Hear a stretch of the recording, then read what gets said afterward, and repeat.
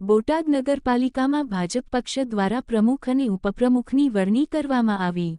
બોટાદ નગરપાલિકાના પ્રમુખ, ઉપપ્રમુખ અને કારોબારીની ચૂંટણી નગરપાલિકાના હોલમાં યોજાઈ હતી. ત્યારે નગરપાલિકાના પ્રમુખ તરીકે ધર્મિષ્ઠાબેન જોટાણીયા, ઉપપ્રમુખ તરીકે નીરુબેન ત્રાસડિયા અને કારોબારી ચેરમેન તરીકે જયશ્રીબેનની સર્વાનુમતે પસંદગી કરવામાં આવતા તમામ સભ્યોએ અને ભાજપના આગેવાનોએ નવનિયુક્ત હોદ્દેદારોને ફૂલહાર પહેરાવીને સન્માન કરવામાં આવ્યું હતું. ભાજપના કાર્યકરો હંમેશા પ્રજાની સેવા કરતા હોય છે, જેનો અવસર પ્રાપ્ત થયો છે અને બોટાદને સ્વચ્છ અને ગ્રીન બોટાદ બનાવવાની પ્રથમ પ્રાયોરિટી રહેશે તેમ નવનિયુક્ત નગરપાલિકાના પ્રમુખ ધર્મિષ્ઠાબેન જોટાણીયાએ જણાવ્યું હતું.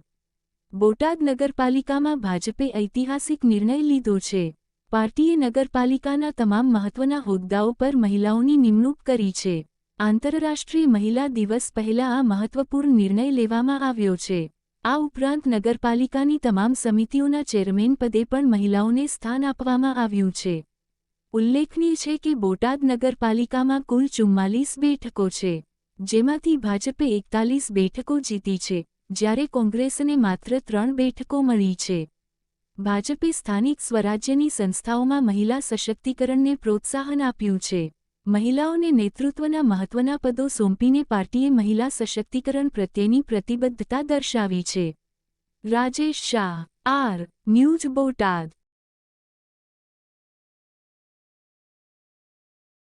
આજે પ્રમુખ તરીકે તમારી વરણી થઈ છે,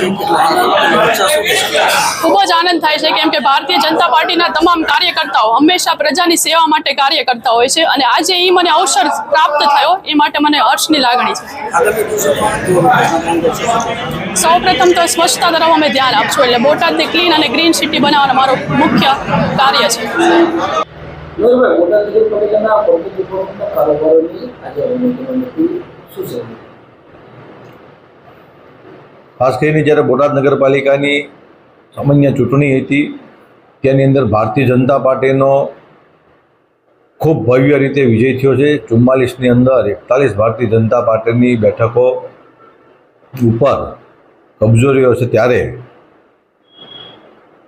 આગામી દિવસોની અંદર જે કંઈ પણ પાર્ટીની જે પ્રક્રિયા હતી, નગરપાલિકાની અંદર પ્રમુખ અને ઉપપ્રમુખ અને કારોબારી ચેરમેનની વરણી, તો ગત રોજ પ્રદેશ દ્વારા જે પાર્લામેન્ટરી બોર્ડની અંદર એક બેઠક મળી હતી અને એની અંદર એક સર્વાનુમતે એક પાર્લામેન્ટરીનો એક નિર્ણય છે, પ્રદેશનો એક નિર્ણય છે.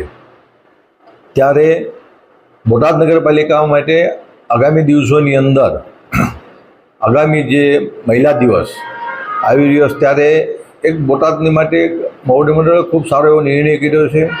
ત્યારે બોટાદની અંદર એક પ્રમુખની આમ તો સીટની પ્રકાર ઓબીસી મહિલા છે, ત્યારે એક ધર્મિષ્ઠાબેન જોટાણીયા, ઉપપ્રમુખ તરીકે નીરુબેન ત્રાસડિયા અને કારોબારી તરીકે જયશ્રીબેનની પ્રદેશ દ્વારા પસંદગી કરવામાં આવી છે.